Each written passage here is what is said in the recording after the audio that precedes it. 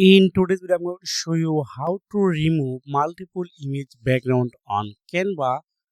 If you first my channel, please consider like and subscribing. First, I'm going on Canva. Then I need to open any of the design. So, example purpose, I click on custom size.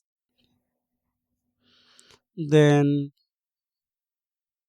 okay, I open this design. You can open any of design, any size of don't matter. Now, just I upload a image myself. Okay, this one. Now just open. Okay, full screen. That's good. Click anywhere. Then click on BG remover. That's mean background remover. That's it. So I add another image. Example purpose this one. Set as background. That's good. Now this one just click anywhere. Then click on background remover. That's it. Your work are done.